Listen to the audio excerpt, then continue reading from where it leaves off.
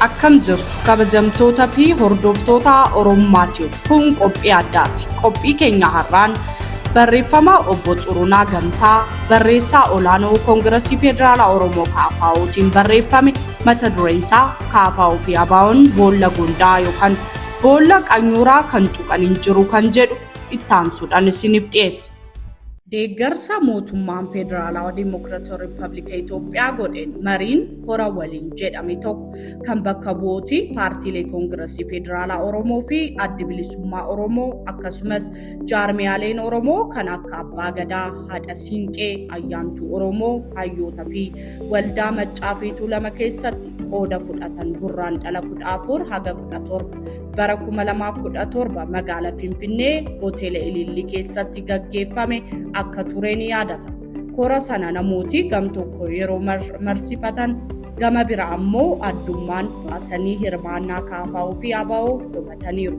Namooti deeggaranis kan qomatanis yaadni isaanii kan kabajamu ta'uusaa addeessuun waa'ee qooda fudhannaa KFO fi ABO ilaalchisee hubannoo uumuun barbaachisaadha jechuun barreessaa olaanaa KFO kan ta'an obbo Xurunaa Gamtaa barreeffama mata dureen isaa KFO fi ABO'n boolla gondaa boolla qanyuuraa kan tuqan hin jiru jedhanii dhiyeessaniiru. Barreeffama sana Oromummaatiif sagaleedhaan isinii dhiyeessina nu hordofaa.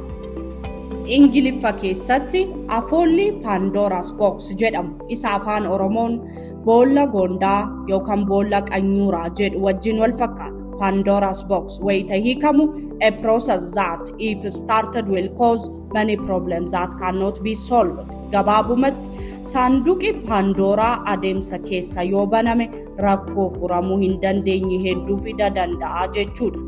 Guutumaa guutuutti hiikaa tokko qaba jedhamee yoo fudhatamu baatullee boolli gondaa yookaan qanyuuraa yoo tuqame gondaan yookaan qanyuuraa bahee namaa fi beellada miidhuu ni danda'a. Gondaan yookaan qanyuuraa ijoollee baqachuu hin dandeenye, nama dhiibame ofiin socho'uu hin dandeenye yookaan beellada hidhaarra jiru yoo argate ciniinee ajjeesuu danda'a. Kanaaf boolli gondaa yookaan qanyuuraa akka laayyootti kan tuqamu miti. Dubbiin itti galaa qabdi jedha. Mitiiree waa'ee boollaa gondaa yookaan qanyuuraa kan ka'e waa'ee walgahii jaarmiyaalee hawaasaa naannoo Oromiyaa paartiilee Koongiresii Federaalaa Oromoo fi Adda Bilisummaa Oromoo gidduu tokko gaggeessanii ture ilaalchisee namooti baay'een qeeqaa fi komata waan turaniif haala hin taaneen akka hin komanne hubachiisuuf jedhee barreeffama kana qopheesseera jedhu obbo Xurunaan. Walgahii sana mootummaan paartii aangoorra jiru sirriitti waan beekuuf qofa namooti tokko dhuunfaattis ta'e gareedhaan KFO fi ABO'n mootummaa paartii badhaadhinaaf harka kennaniiru jedhanii balaaleffachuuf yaalaniiru. Beekumsi mootummaa akkuma jiru ta'ee isaanis haaluma isaanitti fakkaate balaaleffachuuf haa yaalan malee yaadi walgahii sanarratti ka'ee ture. Ummata fi jaarmiyaalee Oromoo abbaa dhimmaa ta'ee dhiisaatii hawaasa addunyaatiif illee haaraa ta'ee kan dhokatu waan hin taaneef haala firummaa balleessuun KFO fi ABO qeequu fi komachuun isaanii barbaachisaa hin turre jedheen dhaamachuu fedheera. Maal qaba walkoomiin Oromoo kun akka dhiigaa ilkaanii isa kan dhufaa isa kan ammoo kan liqimsan yoo ta'e jedheen yaada. Maalumaafuu jedhu obbo Xurunaan yaada isaanii bal'isanii. Maalumaafuu lammiileen hedduu akka hubachuu danda'anitti jedhee facaatii yaaddootaa marii walgahii sanarratti ka'an addeessuuf jechuun ajandaalee walgahii sanarratti ka'an keessaa gurguddaan waa'ee magaalaa guddoo naannoo Oromiyaa Capital City of Oromiyaa Regional State, waa'ee Finfinnee, waa'ee nageenya uummata Oromoo fi naannoo Oromiyaa, haala olaantummaa seeraa irra jiruu fi haqa qabeessummaa fi bulchiinsa gaarii mirkaneessuu, waa'ee daangaa Oromiyaa fi lafa uummata Oromoo, waa'ee jiruu fi jireenya uummata Oromoo, waa'ee itti fayyadama qabeenya naannoo Oromiyaa, akkaataa waliin jiraachuu fi hariiroo sabaa fi sablammiilee Itoophiyaa gidduu jiruu fi kan kana fakkaatanudha. Dhimmooti kunneen ammoo eenyumaafuu gonkumaa keessummaa hin ta'u. Mootii armaan olitti tarreeffaman ammoo akka dhaaba siyaasaa biyya tokkootti irratti mari'achuu fi rakkoolee mudataa jiran ilaalchisee yaaddoo keenya ibsachuu dabalatee yaada furmaata kennuuf lammiilee jaarmiyaalee hawaasaa Oromoo hooggananii fi paartiilee siyaasaa Oromoo ilaallata waan ta'eef walga'ii sana teenyeerra. Kana gochuuf ammoo yoo wal hubachuuf ta'e malee heeyyama nama yookiin qaama biraa kan barbaachisu ta'ee miti. Gama biraatiin qeequu fi komii namoota duraa walga'ichi mataan isaa ni milkaa'amoo ni gufata kan jedhu yaaddoo keenyatu. Karaan sobaan darban deebitti nama dhiiba akkuma jedhamu akkuma waliigalaatti ta'e akka lammii Oromoo tokkotti qooda waan keessaa qabnuuf stakeholder waan taaneef waa'ee waraana bilisummaa Oromoo namooti hedduun ijoollee keenya kan jedhan turan kaafnee dubbatameera. Akkuma namooti Itoophiyaa hedduun hubachuu danda'an rakkooleen nageenyaa naannoo Oromiyaa keessa jiru irratti dubbatamuu kan jalqabe yeroo dhiyoo kana keessa ka'ee KFO fi ABO'n kan jalqaban utuu hin taane jabana abbaa qixaa birrii abbaa qoroo irra jalqabee kan dubbatamaa ture ammallee kan dubbatamaa jiru kan itti fufuu maluu fi marii barbaachisuu gaggeessanii furmaati hundee qabu yoo itti argamu baate rakkoon ture kan itti fufuu waan ta'eef walga'iin sun haga kana kan dhoksaa qabu hin turre dhoksuus kan barbaachisu miti. Qeequu dhiyaatan keessaa rakkoon jiru akkuma guutumaa biyyatti jiraachuunsaa otuu beekamu maaliif kan naannoo Oromiyaa kophaatti kaasuu fi mari'achuu barbaachise jedhamee komii ka'eef deebiin koo naannoo Oromiyaa jechuun giddugala siyaasaa dinagdee fi hawaasa dinagdee Itoophiyaa waan ta'eef rakkoon naannoo Oromiyaa keessa jiru dursee haga ta'e yoo salphate caalmaan ammoo yoo hiikame isa kana hiikuuf dhaawwatan itti tarkaanfachuuf ni danda'ama jedhamee waan amanamuuf KFO fi ABO'n waltajjii sana keessatti hirmaataniiru. Waltajjii sana keessatti hirmaachuun ammoo boolla gondaa yookaan qanyuuraa tuquu miti. Mariin gaggeeffame yaada furmaataa dhiyaatan hundallee yoo dhiyeessuu baadhe yaadota furtuu ta'an tokko facaatiin agarsiisuun kan barbaachisu natti fakkaata. Waa'ee magaalaa Finfinnee ilaalchisee rakkoo jalqaba kan uume heera mootummaa federaalaa keewwata 49 akka ta'e hubatameera. Keewwata xiqqaan tokko heericha Addis Ababaan magaalaa guddoo mootummaa federaalaati jechuun mataansaa rakkoo kan uume ta'uusaa ifoomeera. Mootummaan federaalaa teessoo yookaan siit qabaachuu mala malee magaalaa guddaa jedhamu hin qabu ture jedhanii fakkeenya biyyoota garaagaraa kaasanii kan addeessan ni jiru. Akkuma magaalli guddoon naannoo Oromiyaa Finfinneen teessoo mootummaa federaalaa ta'uu danda'e magaalaaleen naannolee biraallee teessoo mootummaa federaalaa ta'uuf wanti dhorku hin jiru jedhameera. Waa'ee abbaa qabeenyummaa yookaan abbaa handhuuraa magaalaa Finfinnee yookaan Addis Ababa ilaalchisee eenyumatu magaalaa Finfinnee bakka biraa keessaa kan fide miti. Bu'urummaa kanaan akka keewwata xiqqaa 5 heerichaatti Addis Ababaan walakkeessa naannoo Oromiyaati waan argamtuuf jechuun hiikkaa dabalataa otuu hin barbaachisin qabeenyummaan isaas kan Oromooti jechuudha. Kanuma wajjin heera mootummaa sana keessatti akkaataa lakkoofsa xiqqaa 5tiin akkaataa faayidaa naannoo Oromiyaa itti eegamu ilaalchisee seera dabalata otuu hin baasin moggaatti dhiibanii haga yoonaatti tursiisuun mataansaa yaada faayidaa uummata Oromoo miidhuu waan ta'eef seeraanis ta'e seenaanis akka gaafachiisu hubatameera. Jara kana taanaan akka maraattuu mucaa nama fudhatanii mucaa kooti jechuuf yoo ta'e malee magaalli Finfinnee eenyumatu eessaa hin fiduus hin danda'u. Namooti maddi isaanii naannoo Oromiyaatiin ala ta'e dhufanii balbala Oromoo irraa gindii muratanii magaalaa Finfinnee keessatti qabeenya haa horatan malee qabeenyi isaan itti horatan sun mataansaa kan madde asuma naannoo Oromiyaa keessatti malee eessatu dhufee miti. Akka afoolitti waan silumaa ifa ta'e jiru ibsuun dogongora. Kanaafuu silumaayyuu ifa ta'e waan jiruuf abbaa qabeenyummaa magaalaa Finfinnee irra deebiin ibsuun dogongora waan ta'eef ummata miidheera jedhu obbo Xurunaan. Gara teellaatti deebi'amee seenaan namoota maddi isaanii naannoo Oromiyaatti ala ta'e utuu qoratame kan harka qullaa dhufanii qabeenya jedhan sana hunda lafa ummata Oromoo irra kan horatan ta'uusaa nama hin rakkisu.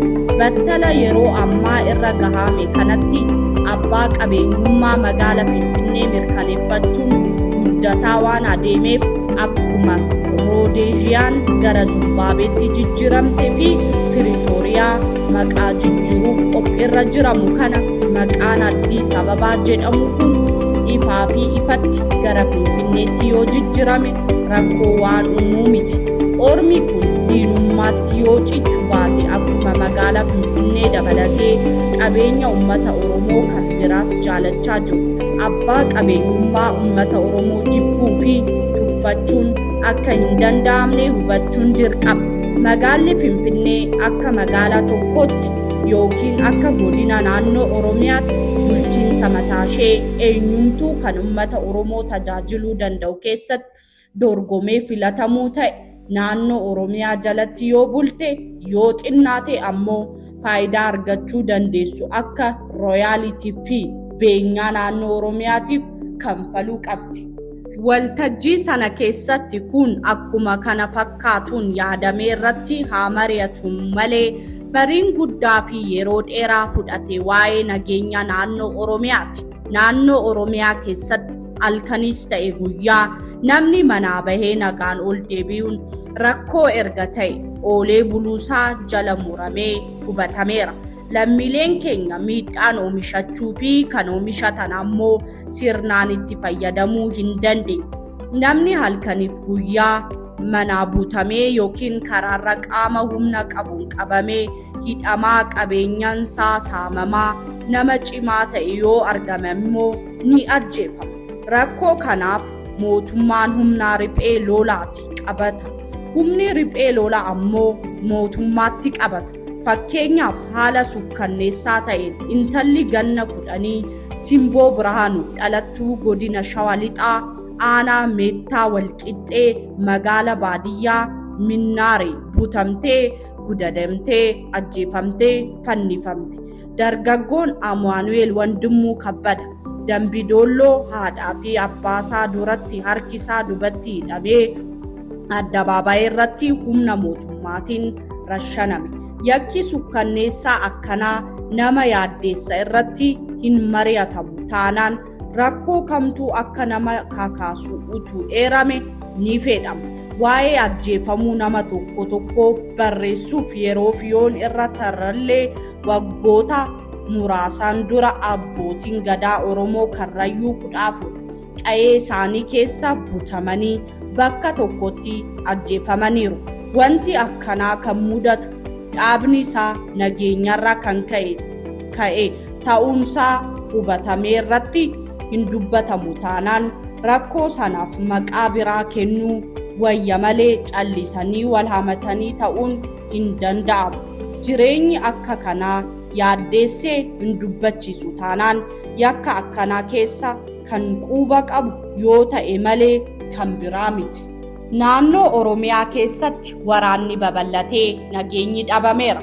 Lammiileen keenya magaalaa fi baadiyyaa jiran hundumaa qaala'insa jireenyaa isaan gidirsaa otoo jiru dabalataanis baasii garaagaraatiif saaxilamanii jiru. Baasii yookaan buusii humni riphee lolaan gaafatu yookiin fudhatu yookiin fuchaa butee saamtuu otoo hin dabalatiin gama mootummaatiin ashuuraa seeraan beekame utuu lakkaa'in baasii gaachana sirnaa, humna addaa, milishaa, buusii fannoo diimaa, buusii buusaa gonfaa, buusii miseensummaa paartii badhaadhinaa fi ijaarsa waajjira paartii badhaadhinaa, buusii ispoortii, baasii gatii xaa'oo fi sanyii filatamaa fi kanneen kana fakkaatan hundi gateettii uummata keenya irratti fe'amanii jiru. Uummati Oromoo nageenyas dhaabaa baasiif yookaan buusii kanneen hunda kanfaluuf maatiinsaa agabuu bulchaa ijoollee isaa darsee fi jireenya isaa jireenyaan gadiin jiraachisaa wayita rakkataa jiru kana keessa qaawwaa fi carraa argame hundatti fayyadamnee waa'ee rakkoo uummata keenya dubbachuun filannoo odoo hin taane dirqama ta'ee argama.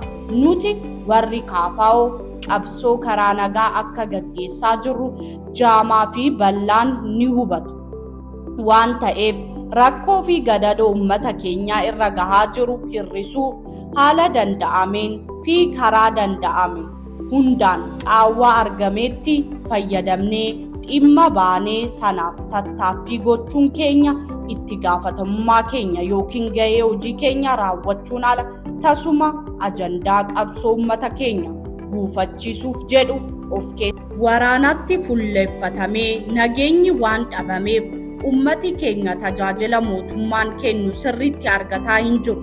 Carraan barachuu ijoollee Oromoo danqameera. Ijoolleen mana barumsaa dhaqaa hin jiran. Manni yaalaa tajaajila isarra eegamu kennaa hin jiru. Dhibeen buusaa isa kana ajjeesee kaan ammoo sammuu jeeqee manatti hambiseera. Daandii irra adeemaa caccabee dhumateera. Akkuma waliigalatti ijaarsi misoomaa yookiin hin jiru yookiin ammoo qubsaa miti. Akkuma ija keenya arginuu fi gurra keenyaan dhageenyu mootummaan hojii faayidaa uummatarra meeshaa waraanaa bituuf dursa kennaa jira.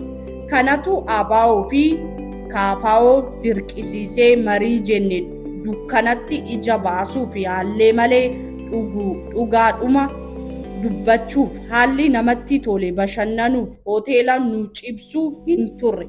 Namooti hirmaannaa KFO fi ABO balaaleffatan tokko kan isaan hin hubanne harcaatuu gabatee yookaan leftovers aangawoota mootummaa abbaa irree birrii 10,000 argachuuf qabsoo bilisummaa ummati keenya waggoota dheeraaf gaggeessaa ture fi nuyis kana keessatti qooda fudhataa ture gufachiisuuf akeektee hin jiru.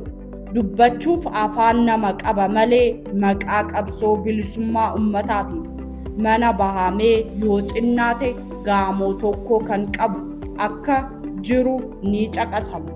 Dubbichi dhokachuu hin danda'u malee akka waan dhoksame hojjetameetti fudhachuun kan barbaachisu miti. Akka ani hubadheetti baasii walgahii sana qaamni mootummaa waan shaffaneef KFO fi ABO'n qabsoo uummata Oromoo akka gananitti yookiin gufachiisuuf adeemanitti shakkuun barbaachisaa miti. Wal shakkuun uumamaan akka jirutti yoon fudhadheellee karaa qabsoo ani siif tarreera malee adeemuu hin dandeessu jechuun kan ta'u miti. Dubbiin guddaan itti gala keenyaa uummata Oromoo bilisummaa gonfachiisuu fi mirga kabachiisuuf jedhame akka ta'ee wal yaadachiisuuf yoo ta'e malee abbaan fedhe kottee duudaa fi konkolaataa koree biyya keessa adeemee abbaan fedhe ammoo xiyyaaraan balaliyee biyya alaa keessatti deemee yoo mari'ate fedhii uummata keenya guutuuf yaaluun tooftaa qabsoo mataasaa danda'e waan ta'eef dhimmi masaanuu wal taasisuu hin jiru ture. Hayyoon Oromoo walii galan alaa galan jedhe mammaakuun ala mammaaksa sana hojiitti hin jijjiiru jedhamee kan komatamu sana dhiifnee Oromoon walii moquu, walii hoquu yookiin walii oguu utuu danda'e gaarii ture. Ani gama kootiin nama bilisummaa fi mirga uummata Oromootiif qabsa'u yoon arge sirba barsiisaa Girmaa Mintasinoot dadhabdullee tiradhu bakka niyaa hubadhu jedheen weeddisaaf malee kaabota ittiin hin darbadhu ija hamaanis hin hinaaru. Sodaa fi shakkii walirraa qabnu kanarraa akka qulqullaa'uuf kan hubachuu qabnu qabsoon uummata Oromoo akka ulfa xeenneqaa akka malka gannaa guutaa adeemaa jiru kun akka laayyootti kanaas gahee miti. Duubatti deebinee otuu seenaa qoranne bara 1966 hundeeffama waldaa Maccaa fi Tuulamattiin ija banate. Bara 1969 namoota lakkoofsi isaanii muraasa ta'een isumaayyuu Itoophiyaa keessatti odoo hin taane gurmaa'ina biyya Yaman keessatti godhameen eegalame. Bara 1973 dhukaasa rasaasaa tokko Elemoo Qilxuu dhukaaseen jalqabame. Bara 1976 keessa ammas dargaggoota muraasa ta'anii sagantaan bocamee addi bilisummaa Oromoo ABO'n hundeeffame kan ijaaraman dhufe waan ta'eef sababa walgahii KFO fi ABO'n guyyoota 4 hirmaatanii ni gufata jedhamee shakkamuu hin qabu. Maaliif yoo jedhame namoota walgahii sana keessatti hirmaatan keessaa namooti waggoota 34 darban keessaa ummata keenya bilisummaa gonfachiisuu fi mirga kabachiisuuf jedhanii yoo xiqqaate marsaa tokko ol kan hidhaman keessa jiru. Qabsaa'aa waan ta'aniif qofa namni mana jireenya hin qabne garuu kanaala hin bulle akka jiruun ni hubatama jedheen amana. Yeroo ammaa kanallee mana hidhaa keessatti kanaafan ta'e kan achi buteen isaanii hin beekamne ni jiru. Qabsoon ummata Oromoo bilchaataa deeme sadarkaa irra gaheen paartilee Oromoo lama koongirasii ummata Oromoo 1988 fi warraaqsa Federaalistii Dimokiraata Oromoo WAFDO bara 1996 hundeeffamni fuullee isaaniitiin qabsoo gaggeessaa turan irra madde. Gorsa maanguddootaa fi dargaggoota Oromoo godhaniin walitti dhufanii bara 2004 keessaa koongirasii Federaalaa Oromoo hundeessuu danda'ameera. Irra deebi'ee ifoomsuuf hundeeffamni fi sochii yeroo ammaa KFO'n godhaa jiru utuu gadi fageenyaan hubatame sadarkaa bilchina qabsoo ummata Oromoo irra ga'e agarsiisa malee akka gantuutti kan shakkisiisu miti. Ammas irra deebi'ee hubachiisuuf hojiin hooggantoota KFO sadarkaa qabsoon ummata Oromoo irra ga'e agarsiisa malee akka paartilee biraa fedhii OPDO tajaajiluuf hundeeffamanii kan ergaman akka hin taane firii fi diinillee ni beeku jedheen amana jedhu obbo Xurunaa Gamtaan. Aarsaa kanfalamee gabaabsee addeessuuf baroota 1980 irra eegalee miseensoti KFO hoogganaa isaa Profeesar Mararaa Guddina dabalatee namooti hedduun kan hidhamanii daraaraman maqaa shororkeessummaa ABO'tiin himatamanii hidhamaa turan malee yakka tokko raawwatanii hin turre. Jaroota hidhaman qofa miti maatiin isaanii waan nyaatan dhabanii hiraaramaniiru. Kanaaf abbaan fedhe ka'ee hooggansa KFO'tti utuu quba qabu baatee gammachuu kooti. Waggootaan 6 darban asitti ammoo miseensota KFO kan hidhaman gidirfamanii yoo dhifne kan achi buuteen isaanii dhabame namoota akka Fiqaaduu Ayyaanaa Faajii Qindeessaa Koree KFO godina Wallagga Bahaa, Mallasa Caalaa Gobanaa Qindeessaa Koree KFO Aanaa Bakkoo godina Shawaa Lixaa, Dheerassaa Dabaloo Waaqjiraa fi kan biroo kan maatiin isaanii rakkina guddaa keessa jiran tarreessee fixuu hin danda'u. As gabaabaatti hattuu fi keessaa lootuun hin dhabamtu yoo jedhame malee hooggansi KFO faayidaa xiqqoo birrii 10,000 jedhee lubbuu qabsaa'ota wareegamee lafee cabee dhiiga dhangala'ee jiruu fi jireenya burjaajee irratti irra duubannoo yookaan negoosheeshinii akka hin goone waadaa walii galleerra. Ammallee waajjiraaleen KFO fi ABO cufamanii otoo jiranuu miseensoti keenya daraaramaa otoo jiranuu fi mootummaan siyaasa dinagdee fi hawaasummaan hidheedee kufaatti biriink irra gahee wajjin maaliif mari'atu kan jedhan yoo jiraatan gama KFO'tiin tooftaan qabsoo keenya tokko mana hidha kaaseellee jiraatanii marii gaggeessuu waanuma ta'eef deebii biraa hin barbaachisu. Garuu qaamni biraa tooftaa birootiin yoo qabsa'e filannoonsaa kabajuun ala waan biraa jechuun barbaachisu. Gara fuulduraatti ni dogoggoru jedhamee tilmaamamee odoo hin taane haala qabatamaa ta'een yoo qeeqamuu fudhachuu gara teellaatti hin jennu. Dhuunfaa isaaniitiifis haa ta'u akka ijaarsaattis ta'us kan hin beekamne garuu fagoo dhaabbatanii warra qeequu keessa qeequu nama sadiitu na dhibe.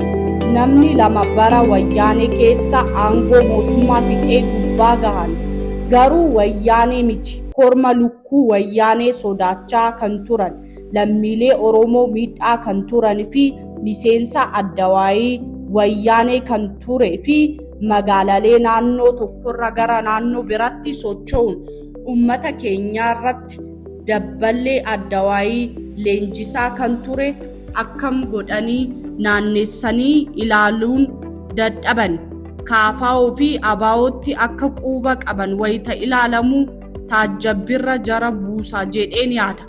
Adeemsa keessa waan fooyya'e wajjin namni jijjiirama fiduun kan eegamu tahee haati hattuun intala hin amantu jechuun ammoo dhugaa akka of keessaa qabu ni hubatama jedheen abdadha.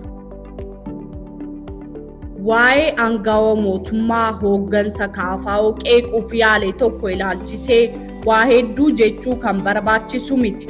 Maaliif yoo jedhame innumti mataansaa gaaf tokko ka'ee gooftolii isa biraatti afaan mi'eeffachuuf akka dubbate of saaxiluunsaa waan hin hafneef kanuma biraa darbuu wayyanatti fakkaata. Garuu waan aangawawwan mootummaa sun hin hubanne tokko ni jira. Innis heera mootummaa Itoophiyaas ta'e akkuma waliigalaatti siyaasa wallaaluu yookiin hubachuu dadhabuu odoo hin taane mootummaa ce'umsaa waloo kan gaafachiise akkuma waliigalaattis ta'e akka naannoo Oromiyaatti rakkoon jiru biyyaa fi uummataa nu dhabsisa waan jiruuf bal'inaan irratti mari'atamee kan gaafatamedha. Uummatooti jeeqaman biyya dhabuurraa heera mootummaa biraa taruun ni filatama. Aangawawwan sun maaxii keessa galee keessa bahuu waan hin dandeenyeef akka beellada duuteetti ta'eera. Beelladi duute waraabessa hin sodaatu. Firootan keenya dabalatee namooti hedduun marii sanarra maal buufachuu dandeessu jedhanii hooggansa KFO ni gaafatu. Gaafatan gowwaa hin qabu waan jedhamuuf kan gaafatan dhugaa qabu. Waa hedduu yookaan xiqqoo buufachuu ni dandeenya ta'a. Yookiin hunduma dhaabuu kan dandeenyu ta'a. Battala amma kanatti garuu kan haalli fi yeroo murteessutti adeemuudha malee kanas arganna yookiin sanas dhabna jechuu hin dandeenyu. Ilaalcha keenyatu abdii optimistic kan of keessa qabu ta'eetu malee marii gaggeeffame sanarra bu'aan yeroo gabaabaa keessatti argama jedhamee eegamuu hin turre. Mammaaksa Oromootiin cunqeessuuf walgahichi jabbii guddaatu hin fakkaatu. Haa ta'u malee rakkoon siyaasaa dinagdee hawaasummaa nageenya jiruu fi jireenyaa naannoo Oromiyaa jiru morma biraa akka nama gahee ifa baafnee dubbanneerra. Kana ala adeemsuma qabsaa'ooti addunyaa kanarra jiranitti adeeman qabannee nuyis itti adeemneerra. Fakkeenyaaf dhaabbileen Faalastaayinii waggootaan 70 darbaniif Israa'elii wajjin wal waraanaa turaniiru. Garuu waggaa tokkoofillee marii dhaabanii yookaan hoosanii hin beekan. Biyya Afrikaa kibbaa otu qabsaan isaanii Maandeellaan hidhaa jiru sirna apartaayidii wajjin marii geggeessaa turaniiru. Hoogganaan Kurudootaa Muhammad Abdallaa Ocholaa haa milkaa'us haa dhiisu hin beekamu malee mana hidhaa galaana gidduu ta'e mootummaa Turkii wajjin marii gaggeessaa tureera. Kaayyoon gurgurachuuf odoo hin taane ummata bilisummaa gonfachiisuuf mariin KFO fi ABO'n kanneen yoo fakkaate faa hin qabu jechuuf jedheetan jedhu obbo Xurunaan. Mootummaa Itoophiyaa fi humna waraana bilisummaa Oromoo gidduutti mariin gaggeeffame nageenyi haa bu'u jechuun ala humni waraana bilisummaa Oromoo kana haa godhu sana haa ta'u kan jennu hin jiru. Yaada deeggarsaa yookiin saaxiluu ta'ee dhiisee abbaa dubbateetu beeka malee gama kootiin namni hedduun waraanni bilisummaa Oromoo ilaalchisee yeroo yaada kaasan ijoollee keenya jedhaa akka turani yaadadha. Marii kanaan wal hin qabatin malee waraanni bilisummaa Oromoon mataansaa gosa lama. Isa kaayyoo ganama qabatee manaa bahee wajjin kan jiruu fi isa mootummaan WBO adamsiisuuf bobbaase jedhanii kan ramadan akka jiru yeroo dheeraaf dubbatamaa akka ture nan yaadadha. Waraanni dhaabbatee nageenyi bu'ee wanti naaquuqu akka hin jirre nan addeessa. Akkuma hundeeffama isaanii duraan duba irra kaasee ABO fi KFO'n keessa namooti gantuu ta'anii bahan hedduu waan turanii fi namni guyyaa mala jiillee galgala guufuu gurraati dheessa isa jedhamu yoo ta'e malee KFO fi ABO akka dhaabaatti qabsoo uummata Oromoo ganuuf marii darbe sana keessatti hirmaachuun boolla gondaa yookaan boolla qanyuuraa quba kaa'uu miti. Dhimmi kana gadi fageenyaan haa hubannu. Biyya mootummaan abbaa irree uummata irratti qancaree keessatti nuyi warri KFO kan jala murree dubbataa turree fi ammallee itti fufee dubbataa jirru nu malee qabsaan hin jiru jennee hin beeku. Namni biraas akkaataa tarsiimoo KFO malee qabsoon tarsiimoo biraas qabaachuu hin danda'u jennee hin beeku. Tooftaa qabsoo qaama biraatiif safarree kenninee hin beeku. Walgeenyi keenya kora bilisummaa uummata Oromooti jennaan wal hubannee fi wal gorsinee adeemuu irratti rakkoo hin qabnu jechuun ala ammas irra deebi'ee ibsuuf qabsoo uummataaf kan lubbuun meeqa itti wareegame, lafeen nama itti cabe, dhiigi namaa itti dhangala'ee jiruu fi jireenyi meeqa itti wareegame nama itti manca'ee guufachiisuuf abjoonnee hin beeku. Dhaabbati Dimokiraata Uummata Oromoo orgoggee yookaan puppet adda bilisa baasaa uummata Tigraay waan tureef namooti lammii Oromoo ta'anii dhaaba sana jala turan KFO fi ABO'n illee akka kana ta'uu jedhanii yoo sodaatanii wacni rakkoo waan qabuu hin ta'u. Garuu KFO fi ABO'n haala akkana keessumaas hin turre ammallee keessummeessuuf qophii akka hin qabne hubachuun barbaachisaadha. Kanaaf KFO fi ABO'n tuuta sanarraa amaanaa fudhachuun ala tuuta sana keessatti ta'ee tuuta sanaan duba boolla gondaa yookaan qanyuuraa kan tuqan hin jiru. Akka tasaa ta'ee dhimmoota walgahii sana keessatti irratti mari'atamee fi akka boolla gondaa yookaan boolla qanyuuraa fakkaatu kan tuqamu hin qabne.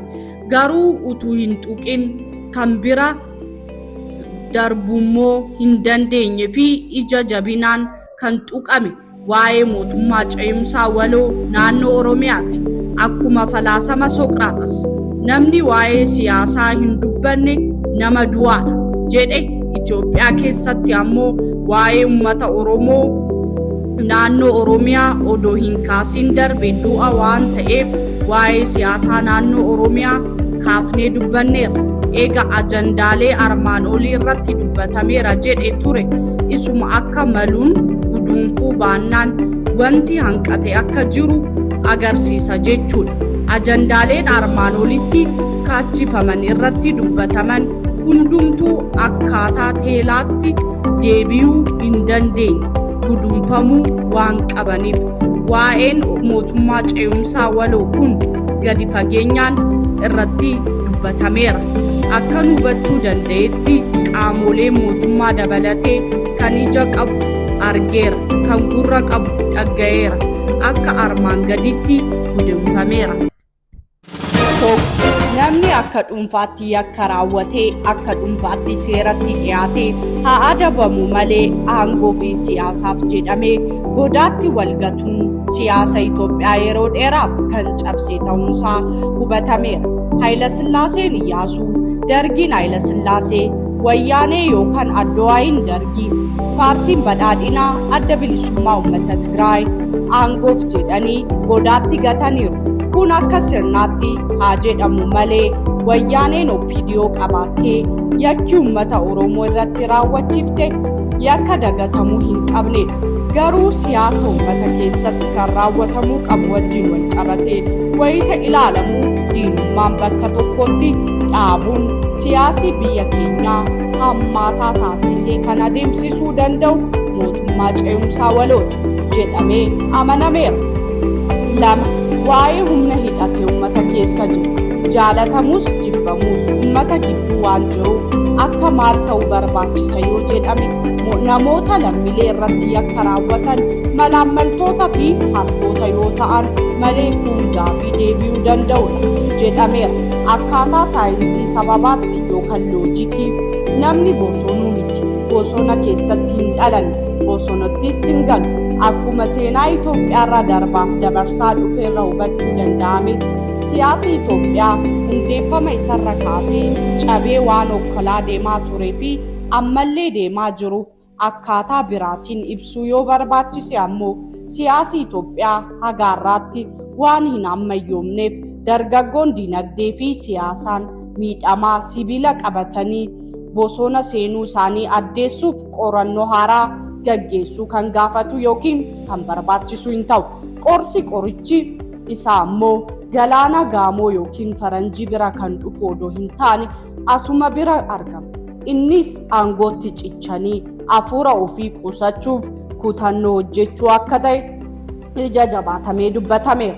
Kanaaf yoo jiraate rurruqumaa oolurraa ijoollee bosona keessa jiru jedhaman garuu dhugaa dubbachuuf uummata gidduu jiran wajjin araara buusuuf mootummaa ce'umsaa waloo jedhamee kan hojiitti hiikuu qofa akka ta'e walii galameera. Waan walga'ii sana keessatti kallattiidhaan qooda fudhataa turaniif mootummoota federaalaas ta'e kan naannoo Oromiyaa ni fudhatu jedhamee amanameetu. 3. Garaagarummaan yaada miseensota KFO fi paartii badhaadhinaa gidduutti ka'aa turee fi ka'aa jiru keessaa inni dursu waa'ee filannoo darbeeti. Akkuma armaan olitti addeessuuf yaale bara 2005 isa yaalameen ala Itoophiyaa keessatti filannoon bilisaa ifaa fi uummata biratti fudhatama qabu gaggeeffamee hin beeku. Kanaaf murniin paartii badhaadhinaa haala hin taaneen aangoo mootummaa qabatanii waan jiraniif ulaagaa mootummaa isaanii seera qabeessa jechisisuu gonkumaa hin jiru. Kanaaf mootummaa ce'umsaa waloo hundeeffamoo yoo jedhame akka waan seerri cabee rakkoon uumamutti sodaachuu hin barbaachisu. Hunda caalaa kan jala muramee hubatamuu qabu nageenya buusuufis ta'e sirna malaammaltummaa jala hobbaafachuuf humni amaanaa sana baatee ceesisuu danda'u mootummaan ce'umsaa tokko hundeeffachuun ala filannoon biraa akka hin jirre hubachuuf maajik foormulaa bira bocuuf badhaadhuu hin barbaachisu yookaan hin gaafatu. 4. Mootummaa ce'umsaa waloo hundeessuu ilaalchisee namni wal shakkuu hin qabu. Wal shakkii uumamuu danda'ullee hambisuuf naannoo Oromiyaa keessatti ta'e guutuma Itoophiyaa keessatti wal shakkuun hafee nagaa buusuuf wal mo'achuun hafee of mo'achuutu dursuu qaba. Paartiin dabaan aangoo mootummaa qabatee jiru baankii fi taankii waan of harkaa qabuuf tole hin jedhu. Maaliif calluma jettanii dadhabdu kan jedhan jiru. Mootummaan kun ganama tokko ka'ee waajjiraalee KFO fi ABO cufuu danda'a ta'a kan jedhanillee hedduutu jira. Kunis dhugaa of keessaa qabaatu malee mootummaan tarkaanfii hin taane akkana fudhatu kun walitti bu'insaa fi waraana naannoo kana keessa jiru gonkumaa cufuu hin danda'u. Mootummaan humna qabu hunda itti dhangalaasee ukkaamsuu danda'a ta'a. Akka jecha faranjiitti winning the battle does not mean winning the war jedhama yoo itti dhiyeenyaan ilaalame ammoo yeroo dheeraadha jalqabee akka jedhamaa dhufe waraanni Itoophiyaa keessa ture waraana dadhabsiisaa isa war of attrition jedhamudha. Aarsaa kan falamuu akkuma jiru hubatamee wal mo'achuu odoo hin taane waliin mo'achuu caalmaa akka qabu gorsa kan barbaachisu miti. Fakkeenyaaf nagaa buusuuf jedhamee manni maree naannoo Oromiyaa yoo jijjiiramee fi jaarmiyaaleen ijaarsa dimokiraasii yookaan dimokiraasii building institution humnooti nageenyaa fi kan biraalee keessa deebi'anii cimsamee yoo ijaaraman namooti seera ala yakka raawwataa turan yoo miidhaman malee rakkoo waan qabu natti hin fakkaatu. Battala filannoon waliigala jala bu'aa dhufe kanatti kana gochuun barbaachisu yoo jedhame filannoon dhufu sun mataansaa bilisa haqa qabeessaa fi amanamaa akka hin taane isa darbeerraa argineera. Akka harree dugdaa madaa dabalachuuf yoo ta'e malee gangalachuu hin barbaachisu. 5. Mootummaan ce'umsaa waloo jedhamu kun mataansaa hubannaa barbaada. Furmaati isaa yeroo gabaabaas dheeraas fudhate yoo xiqqaate gosa 3: Transition Government, National Unity Government, Caretaker Government kan jedhaman of keessaa qabaachuu mala. Aangootti yookaan Presses kunneen hiikaa mataa isaanii qabu. Haa ta'u malee mootummaa ce'umsaa waloo jedhamu asuma keessatti hamachuu ni danda'ama. Akka marii hawaasaa gaggeeffame sanatti moggaasii mootummichaa mootummaa ce'umsaa waloo haa jedhamu malee qaamni waamicha godhamuuf hundi waan qabatee dhufu hin beekamne. Yaada caalmaan amansiisaa ta'e fudhachuun akkuma jiru ta'ee hunduma maqaa heeraa fi seeraatiin mootummaa ce'umsaa waloo jedhamu kana ofirraa achi dhiibuun kan naannoo keenya keessatti nagaa buusuu miti. 5. Mootummaan ce'umsaa waloo jedhamu kun mataansaa hubannaa barbaada. Furmaati isaa yeroo gabaabaas dheeraas fudhate yoo xiqqaate gosa 3: Transition Government, National Unity Government, Caretaker Government kan jedhaman of keessaa qabaachuu mala. Aangootti yookaan Presses kunneen hiikaa mataa isaanii qabu. Haa ta'u malee mootummaa ce'umsaa waloo jedhamu asuma keessatti hamachuu ni danda'ama. Akka marii hawaasaa gaggeeffame sanatti moggaasii mootummichaa mootummaa ce'umsaa waloo haa jedhamu malee qaamni waamicha godhamuuf hundi waan qabatee dhufu hin beekamne. Yaada caalmaan amansiisaa ta'e fudhachuun akkuma jiru ta'ee hunduma maqaa heeraa fi seeraatiin mootummaa ce'umsaa waloo jedhamu kana ofirraa achi dhiibuun kan naannoo keenya keessatti nagaa buusuu miti. 6. Gurmaa'insa haa ta'u dhuunfaadhaan gama gareewwan Oromootiin haga kana dhagaa walitti darbachuun ittiin fufiin malee walitti dhufeenyi jaarmiyaalee siyaasaa Oromoo wal gorfachuun kan maskame waan ta'eef nama gaddisiisa. Gareewwan biroo garuu amantaadhaan qixaan ilaalchaan faayidaa wal sassaabbii marii dhaabbilee siyaasaa fi hawaasa Oromoo gaggeeffamee ture irratti kan dhagaa darbatan haga ta'e laayyoo miti. Kun gadi fageenyaan ilaalamuu qaba. Tokko garuu namooti wayita waraanaa kaabaa gaggeeffamaa ture wal buusaa turan utuu hin hafiin waa'ee walga'iin hawaasaa Oromoo KFO fi ABO gaggeessan utuu hin xumuramin dursanii wal waamanii ibsa marii sanaa balaaleffachuu baasaniiru. Ejjannoo fudhataniiru.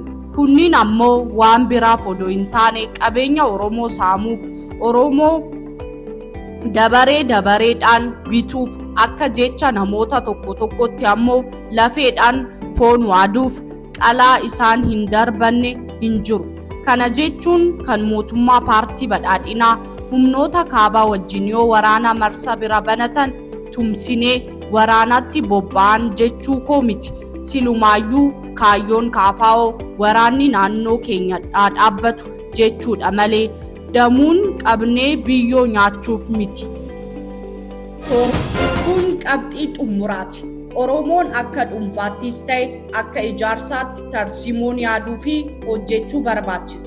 Bakka tokko ijaajjinee kan warra Abbaa Jifaar Leeqqaa Naqqamtee fi Leeqqaa Qeellama dhiifnee sirna gadaa durii wayita yaadannu umurii ganna 8 irraa kaasee haga 88tti dhalooteen Oromoo hundumtuu boorsa keessaa utuu hin bahin hojii isaanii hojjetu. Mariin hawaasii Oromoo kutaalee naannoo Oromiyaa keessa walitti dhufanis ta'e kan KFO fi ABO illee kanuma jedhan malee dhoksaadhaan boolla gondaa yookaan boolla qayyuuraa kan tuqan tasuma hin jiru.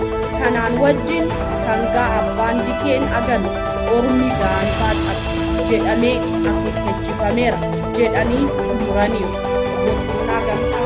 Egaa daawwattoota keenyaa barreeffama barreessaa olaanoo Koongiresii Federaalaa Oromoo KFO boqonnaa gamtaatiin barreeffame kana ta'a. Qophii addaa birootiin haga walii arginutti nagaan nuuf turaa jechaa Oromummaa TV subscribe, like gochuun nu jajjabeessaa.